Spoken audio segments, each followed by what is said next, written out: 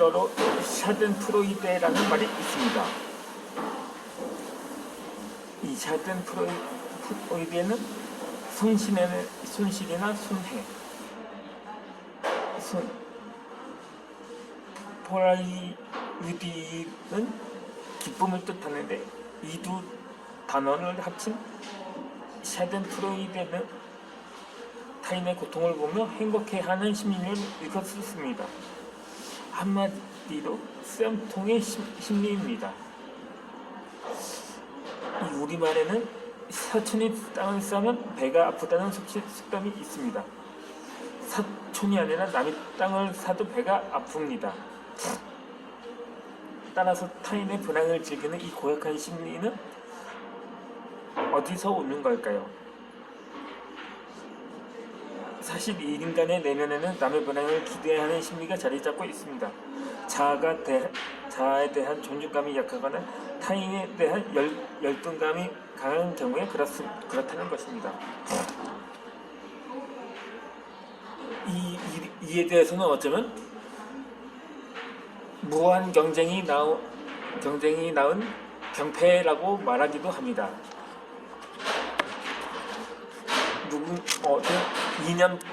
편향적인 사람의 경우는 자본주의의 병폐라고도 말하기도 하죠.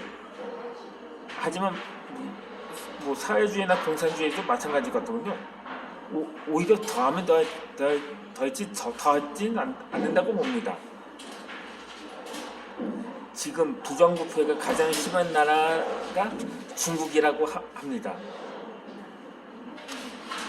이것이 인간이 얼마나 위선적인지를 알 수 있는 대목인 거죠. 예전에 누군가가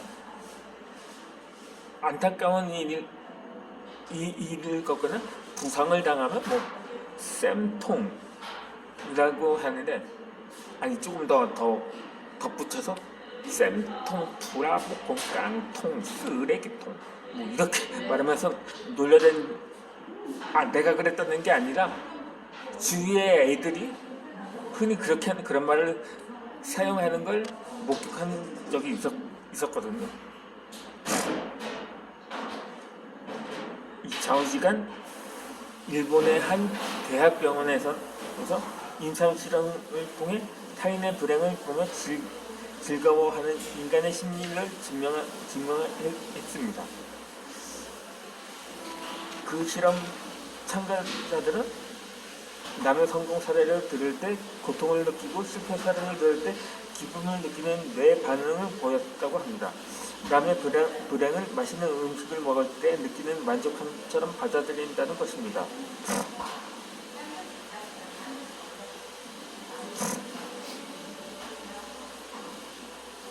한편은 이렇더군요.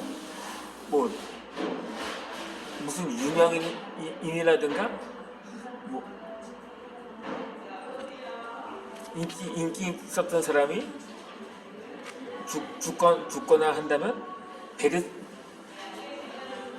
따라서 죽는 경향이 있었는데, 오히려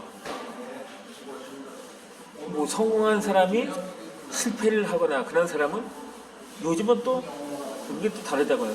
오히려 쾌감을 느낀다기보다는 오히려 따라 슬퍼하고 그렇게 좌절하는 풍조가 현대사회라고도 현대사회가 그렇게 세상이 풍조가 바뀐 게 아니냐고 생각이 들기도 합니다. 그러면은 누군가가 성공을 하면 그것을 요즘은 자기 개발이라든가 그걸 동기부여가 되면서 그것을 본받아서 자신에게 용기와 희망을 가져다 주었다면, 만약 그 사람에게 멘토를 삼고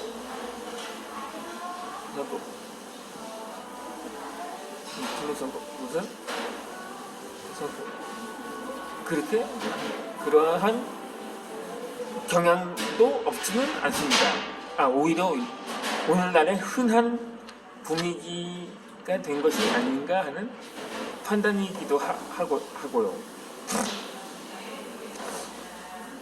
어쨌든 간 하버드 대학교의 언어 심리학과 교수가 진행한 연구에서도 마찬가지였습니다. 내가 부러워하는 사람이 길에서 돈을 주었다는 것보다 흙탕물에 옷을 버렸다는 말에 더 즐거워했다는 것입니다.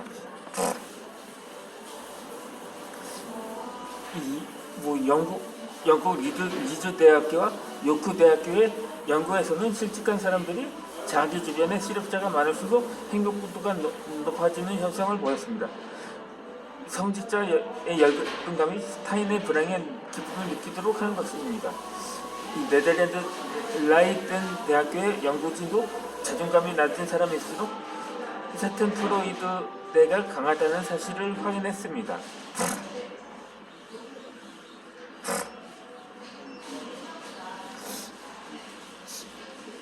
인도 우우아의 어느 농부에 관한 이야기가 나옵니다. 하루도 쉬지 않고 열심히 일한 농부의 논에 풍작이 들었습니다. 그런데 자신의 논 아래에 있는 다른 농부의 논도 황금빛으로 물들어 있는 게 아니었지 뭡니까? 그러자 농부는 자신의 논에서 흘러간 물 덕분에 그 농부가 이득을 본 거라고 생각했습니다. 그래서 물이 흘러내리지 않도록 뚝을 단단히 쌓고 수루를 막아버렸습니다. 그러자 다음 해에는 고인물이 쏟는 바람에 자기 논의 벽까지 모두 죽어버리고 말았던 것입니다. 그러니까 뭐랄까, 이를 두고 자기 꾀에 자기가 넘어갔다고도 말할 수가 있는 거죠. 영국의 어느 소도시에서 주민들을 대상으로 설문조사가 이루어졌습니다. 내가 300만 원을 받고 다른 사람이 450만 원을 받을 경우, 내가 150만 원을 받고 다른 사람이 100만 원을 받을 경우, 이 둘 가운데 어느 것을 선택하겠는가라는 설문이었는데, 어떻게 보면 이렇게 볼 수 있었습니다. 300만 원 받고 힘든 일 할래? 아니면 100만 원만 받고 쉬운 일 할래? 이렇게 한다면, 설문을 한다면 과연 어떤 것을 택할까요? 아마도 둘 다 거절하고 아마 300만 원 받고 쉬운 일을 택할 거라고 생각을 할 수가 있을 것입니다. 그런데 그것을 제외하고 굳이 양자택일을 한다면 말입니다.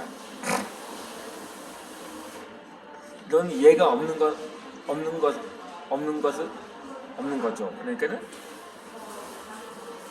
그러니까 지금 아직 지금 물론 예외일 수도 있거든요. 지금 우리나라에 대선 후보들 가는데 사실상 윤석열 후보와 이재명 후보 외에도 심장정 후보라든지 안철수 후보라든지 허경영 후보라든지 김동연 후보라든지 장기표 후보라든지 이렇게 양강 유력 주자 외에도 한 1,000명 정도의 군소 후보가 더 출마를 했기 때문에 부디 이 두 사람 중에 한 명을 선택할 수도 없는 상황인 거죠.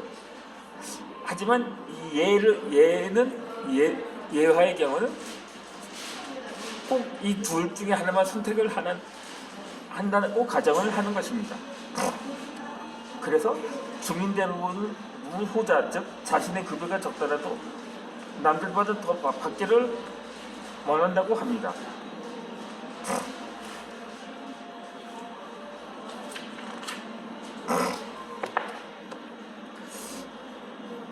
그러니까는 자신의 절대적인 소득 수준보다 남과 비교한 상대적인 소득 수준이 행복과 불행을 가르는 척도가 된다는 조사 결과도 있습니다. 절대적인 자기만보다 상대적인 우월감에서 행복을 느낀다는 의미인 거죠.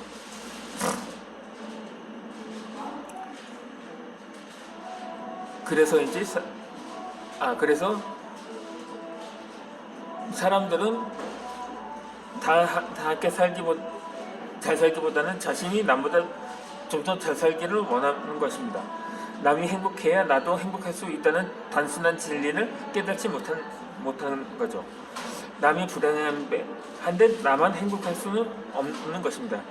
남의 불행이 나의 행복이라고 착각해서는 안 됩니다. 남의 불행이 결코 나의 행복이 될 수는 없는 것입니다.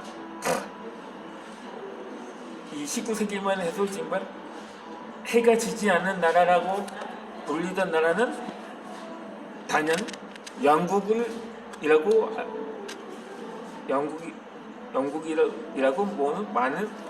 많이 알고 아실 것입니다. 그런데 정말 흔히 근대에 무슨 사회주의자들이 제청했던 것처럼 그야말로 정말 선상천국보다 더 좋은 지상천국이라고 남들이 보기에도 그런 표현 들을 만한 수준의 나라가 바로 영국이었던 거죠. 하지만 그런 나라는 영국이 식민 지배를 한 나라들 중에는 특히 아프리카들 대부분의 국가를 침략을 했었는데 그 이후 아프리카는 우리나라보다는 잘 살았다는 거. 그러니까 60년대 초까지만 해도 우리나라보다 더 잘 살았다는 아프리카들이 우리나라에 60년대가 아니고 50년대보다도 더 가난한 풍경이란 사실입니다. 다 착취를 하고 수탈을 했기 때문인 거죠. 뭐랄까, 그러니까 사실상 벼룩에 간을 내어 먹었다고 할 수가 있었던 거죠. 여전히 많은 아프리카 나라들이 기아에 시달리고 물부족, 식순환에 허덕이고 있다는 사실입니다. 그렇기 때문에 그렇게 불행하지 않았는데 오히려 더 불행하게 만들었던 셈이었던 거죠. 아무쪼록 코이라는 비단 인어는 일본의 관상은 물고기로 잘 알려져 있습니다. 이 물고기는 환경에 따라 성장하는 속도와 크기가 달라진다고 합니다. 코이라는 물고기는 작은 어항에서 5에서 8cm밖에 자라지 않습니다. 하지만 대형 수족관이나 연못에서는 15에서 25cm까지 자라고 강에서는 90에서 120cm까지 자란다고 합니다. 똑같은 물고기인데도 어항에서는 피라미드가 되고 강에서는 대어가 된다는 것입니다. 이를 두고 코어의 법칙이라고도 합니다. 또 도도새는 인도양의 모리셔스 섬에 서식했던 새입니다. 주변에는 먹이도 풍부하고 천적이 없습니다. 그래서 이 새는 나무 위가 아닌 땅에 둥지를 틉니다. 그러다 보니 날개가 태어날 수 없게 되었습니다. 결국에는 지구상에서 영원히 사라지고 말았습니다.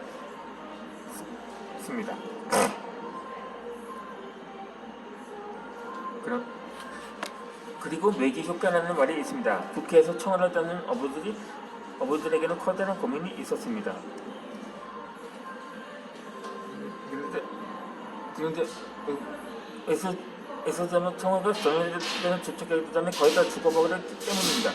그런데 매기를 청어 수조에 넣었더니 청어들이 살기 위해 막아둔 친척분의 육지까지 도착할 때까지 거의 살아남았었던 것입니다.